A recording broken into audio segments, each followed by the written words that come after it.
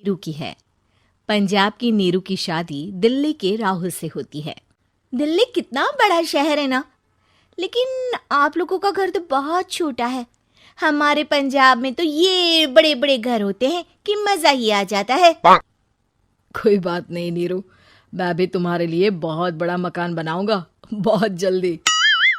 नीरू के पिता जहां पंजाब के जाने माने व्यापारी थे, वहीं उसका पति राहुल दिल्ली में एक सिंपल नौकरी करता था। माँ, यहाँ तो घी मक्खन इतना महंगा है कि क्या बताऊं। मैं तो तरस ही जाती हूँ घी खाने के लिए। नीरू की माँ को ये सुनकर बहुत दुख होता है। मेरी बेटी को घी नसीब नहीं हो रहा है और ये बहू यहाँ बैठकर घी में शक्कर डाल रही है। देख वनिता, मैं साफ कह रही हूँ, इस घर में जितना घी आएगा उतना ही मेरी बेटी के घर दिल्ली भी जाएगा। अरे ये क्या बात होती है माँ जी? बेटी का उतना ही करो जो अच्छा लगे। अब क्या मायके से घी और मक्खन तक की सप्लाई करोगी आप? हाँ, मेरी बेटी किसी चीज को तरसे मुझसे बर्दाश्त नहीं होता। अब क्या था, नीरू के मायके में 2 किलो घी आता तो 2 किलो दिल्ली जाता नीरू के पास। एक दिन, माँ बड़ी गर्मी पड़ती है दिल्ली में। इस घर में तो एक ही एसी है और वो भी ड्राइंग रूम में। सारा परिवार एक ही कमरे में सोता है। हाँ बेटा, वो तो हर घर की कहानी है। यहाँ भी एक ही एसी है। अरे बिल इतना आता है कि क्या बोलूं। तभी वहां राकेश आ जाता है। माँ, थोड़ी देर में यहाँ कुछ प्लम्बर आएंगे मेरे कमरे में एसी लगाने। जरा ध्यान से लगवा देना ना माँ। ओए, ऐसे कैसे तेरे कमरे में एसी लगेगा? हाँ राकेश, एक बार बात तो कर लेता। अरे पापा, वो वनिता को गर्मी में नींद नहीं आती। ड्राइंग रूम में सबके साथ सोने में वो अनकंफर्टेबल है, इसलिए। अरे पूरे परिवार के साथ वहां तेरी बहन नीरू भी तो सोती है। वो नहीं हो रही क्या अनकंफर्टेबल? समझ रहा है ना? अगर एसी लगेगा तो एक दिल्ली में तेरी बहन के कमरे में भी लगेगा, तभी तू लगा सकेगा। राकेश वनिता को सारी बात बताता है। वनिता करती भी क्या, मन मार कर बैठ जाती है।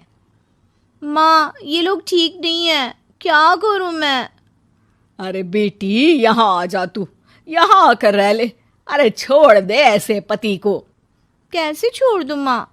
समाज क्या कहेगा, लोग क्या कहेंगे? वैसे भी मेरा एक बेटा है मयंक। अरे हटा बेटा, तेरी उम्र ही क्या है? इतनी परेशान रहेगी तो काम कैसे चलेगा? खैर, बात आई गई हो जाती है। माँ को लगता है कि नीरू ठीक है, तो वहीं नीरू के मन में एक ही लाइन चल रही होती है, यहाँ आजा। माँ ने तो बोल ही दिया है कि यहाँ आजा। बस मयंक थोड़ा सा बड़ा हो जाए, इन गरीबों को छोड़कर मैं वापस माँ के पास ही चली जाऊंगी। वो इसी सोच में बाजार में चल रही थी कि मैम, आपका दुपट्टा जमीन को छू रहा है। नीरू जैसे ही उस लड़के की तरफ देखती है, देखती ही रह जाती है। हाय रे, कितना सुंदर लड़का है ये। अब क्या हुआ? मैंने कहा आपका दुपट्टा। तो खुद ही उठाकर दे दो ना। लड़का समझ जाता है कि नीरू उस पर फिदा हो चुकी है। वो उससे उसका नंबर लेकर चला जाता है। अब क्या था, नीरू और रोहित में लगातार बातें होने लगती है। मैं हरियाणा का रहने वाला हूँ, यहाँ एक बड़ी कंपनी का मैनेजर हूँ। अच्छा, और कितने बच्चे हैं तुम्हारे? बच्चे? अरे मेरी तो शादी भी नहीं हुई है। तुम बताओ, शादी करोगी? नीरू शर्मा जाती है। अब लेकिन मैं तो पहले से ही शादीशुदा हूँ। मुझे फर्क नहीं पड़ता, बस तुम शादी कर लो। भाग चलते हैं, बहुत पैसे वाला हूँ मैं, हमेशा खुश रखूंगा तुम्हें। नीरू रोहित से मिलकर सारा प्लान बना लेती है और फिर एक दिन घर से भाग जाती है। दोनों शादी कर लेते हैं।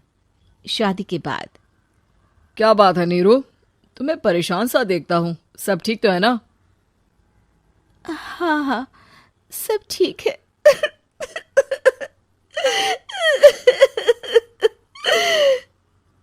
ये कहते कहते ही वो रोने लगती है। अरे क्या हो गया, रो क्यों रही हो? मैंने तुमसे एक बात छुपाई है और वही बात अब मुझे परेशान कर रही है। मेरा एक बेटा भी है, उसका नाम मयंक है। क्या बात कर रही हो? ये तुमने मुझे पहले क्यों नहीं बताया?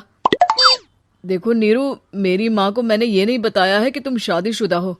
बच्चा मैं मैनेज नहीं कर पाऊंगा। नीरू को समझ में नहीं आता कि वो क्या करे। तुम उस बच्चे को अपनी माँ को क्यों नहीं दे देती? नीरू चुपके से माँ को फोन करती है। माँ, क्या मयंक को तुम रख सकती हो? बेटा, मैं राकेश के साथ बात करती हूँ। आखिर घर का बेटा वही है, जो वो बोलेगा। वैसे भी बेटा, तूने जो किया है ना, उसके बाद से पूरा घर तेरी बुराई कर रहा है। मैं भी अब किसी से तेरे लिए लड़ नहीं सकती। राकेश बेटा, नीरू ने तो जो किया बहुत ही बुरा किया, लेकिन मैं सोच रही थी कि क्यों ना मयंक को हम यहाँ ले आए। तभी वनीता बोल पड़ती है। वाह जी, ऐसे कैसे यहाँ ले आए? यहाँ क्या भंडारा भरा है? और जिस बच्चे की माँ ने नहीं सोचा, उसके लिए हम क्यों सोचे? नीरू को एक बार तो अपने बच्चे के बारे में सोचना चाहिए था ना। अरे लेकिन तेरे पास भी तो लड़का नहीं है ना वनीता। माँ, वनीता ठीक बोल रही है। कल को वो बड़ा होकर इसी घर का हिस्सा मांगेगा तो हम क्या करेंगे? माँ कहती भी तो क्या, वो चुप रह जाती है। वहीं नीरू का पहला पति कहता है। माँ, अगर आज भी वो वापस आ जाए तो मैं उसे माफ कर दूंगा। बेटा, गरीबी चीज ही ऐसी है, क्या करेगा? तू तो अब मयंक का सोच। वो बेचारा तो बिना माँ का हो गया। मयंक के खातिर तू दूसरी शादी कर ले बेटा। लोगों के लाख समझाने के बाद नीरू के पहले पति की शादी रिद्धि से हो जाती है, जिसके पहले पति से 2 बच्चे होते हैं। देखो जी, मैंने शादी सिर्फ बच्चे के खातिर की है। मैंने भी शादी सिर्फ बच्चों के खातिर की है। वहीं नीरू के दूसरे पति के मन में ये बात घर कर जाती है कि नीरू एक मासूम बच्चे को उसके खातिर छोड़ कर आई है। अब देखो नीरू, मुझे लगता है कि जो औरत अपनी कोख का बच्चा छोड़ सकती है, वो तो कुछ भी कर सकती है। कल को तुम्हें मुझसे अच्छा कोई मिल गया तो तुम तो मुझे भी बाय बाय कर दोगी ना। नीरू को अब उसका दूसरा पति ताने देना शुरू कर देता है।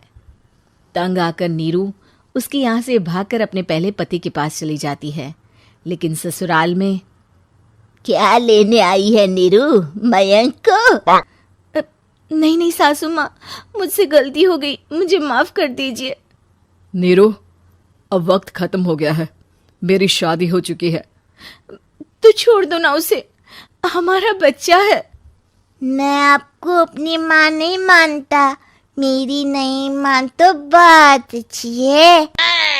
नीरू मयंक की बात सुनकर समझ जाती है कि उसके पास अब न आसमान रहा